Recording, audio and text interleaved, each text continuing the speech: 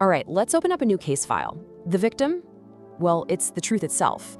And the crime scene is our entire media landscape. So today, we're going to put on our detective hats and investigate who or what is compromising our investigation into what's real. You see, you have to think of media not just as, websites or TV channels. It's more like the actual roads and bridges our shared sense of reality is built on. It's how we, as a society, agree on what's even happening. It's that fundamental. And what's so important to get here is that the real distinction has nothing to do with the medium. I don't care if it's a newspaper, a blog, a TV show, whatever. The real difference is the method. You see, good journalism starts with a question. It's about discovery. Bad journalism, it starts with a conclusion, and it's just about justification. Its only loyalty is to an agenda. What we're talking about isn't just a few potholes here and there. The evidence suggests that the entire system, the very foundation of how we get our information, might just be rigged. Okay, so like any good investigation, you have to start at the crime scene. We need to clearly identify the victim to understand the crime. And what we've lost, it's the very soul of what journalism is supposed to be in a healthy democracy. Now, we've got to be really specific here. The victim isn't just the news industry as a business. No, it's this very specific, disciplined practice. See, real journalism isn't about deciding what you believe and then finding facts to back it up. It's the opposite. It's about having the discipline to follow the evidence wherever it leads, especially when it's uncomfortable. So think of these as the rules of the road. And they aren't just, nice ideas to strive for. They're absolute structural necessities. A society can't function if it doesn't have a press it can rely on to seek the truth, to serve its citizens, and to keep an eye on the powerful. Without that, we're all just flying blind. All right, we've identified the body. Now it's time to follow the evidence. And what you're about to see is that this wasn't some simple crime with one person to blame. The evidence trail points to something much bigger, a game that was rigged from the very start. And, the crazy thing is, this is not a new problem. The clues have been there for decades. Way back in 1988, in a book called Manufacturing Consent, the analysts Herman and Chomsky laid out what they called a propaganda model. They basically argued that our market-driven media system has these built-in filters that quietly, almost automatically, shape the news to favor powerful interests. It was like a pre-existing condition that has just gotten way, way worse. So what are these filters? Well, there are 5 of them. First up, ownership. When just a handful of massive corporations and billionaires own most of the media, guess whose interests get prioritized? Second, advertising.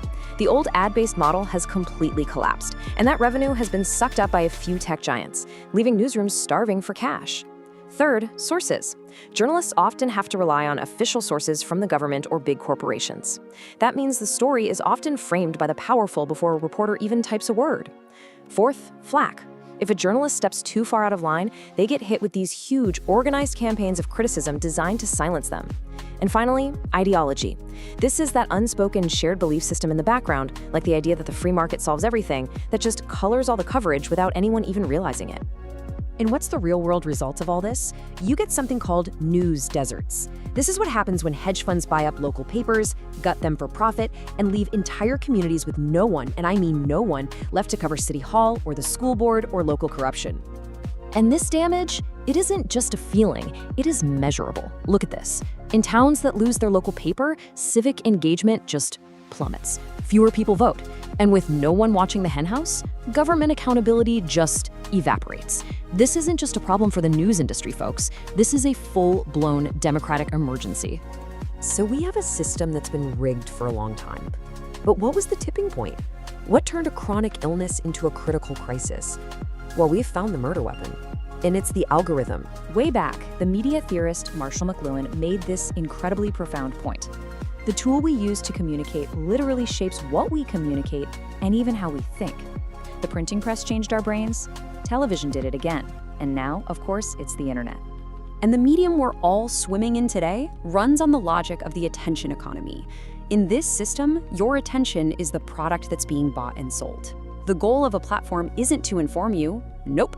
The goal is to keep your eyeballs glued to the screen for as long as humanly possible so they can sell that time to advertisers. And this is the devastating consequence. I mean, think about it. In a battle for your attention, what's going to win? The nuanced, complex, maybe even boring truth, or a simple, emotionally charged lie? It's not a fair fight. falsehood has a structural advantage because it can be engineered for maximum outrage, maximum fear, maximum excitement, all the things that drive engagement and profit. Which all leads to this terrifying question, the one that's really at the heart of this whole mess. If our information ecosystem rewards lies over truth, then the very idea of a shared reality starts to just dissolve. And without that, how on earth can we possibly come together to tackle huge challenges, like climate change? This right here shows a deep, documented flaw in journalism. It's addiction to negativity. Study after study shows that news coverage is overwhelmingly obsessed with conflict, crisis, and failure. I mean, look at this. Only 5% of coverage is dedicated to constructive solutions. That's not just reporting the news, that's painting a picture of reality that is profoundly distorted and honestly pretty hopeless. So you have to ask yourself, when the press is so busy, so obsessively focused on cataloging every single thing that's broken, what vital responsibility has it completely forgotten about? And here it is. By getting stuck in this endless cycle of outrage and scandal, the press has failed at one of its most important jobs: to find, to elevate, and to champion the thinkers, the builders, the people with actual credible solutions. It has left a massive leadership vacuum in our society, and as we all know, demagogues are more than willing to fill that void. Okay, so we've looked at the old system, the new misinformation engine, and journalism's own mistakes. That brings us to the most important question of all. What on earth do we do about it? The problems are systemic, which means the solutions have to be too. Little tweaks aren't going to cut it. So, our sources lay out two really big foundational ideas. First, you have to break the link between outrage and profit. How? By nationalizing the online ad market. That means banning all those creepy behavioral ads that follow you around the internet and creating a single public marketplace instead. The money from that would then be used to fund real public interest journalism, not just clickbait. Second, empower the audience. Make major news sites use democratically ranked Reddit-style comment sections. This would turn us, the passive audience, into an active community of fact-checkers, able to call out falsehoods and highlight the good stuff. And that brings us to our final verdict. At the end of the day, a free press is supposed to be the immune system of a democracy. But a press that ultimately serves profit will always choose a profitable lie over an unprofitable truth. The investigation is closed. But for all of us, the choice of what to do next is just beginning. Thanks for joining me.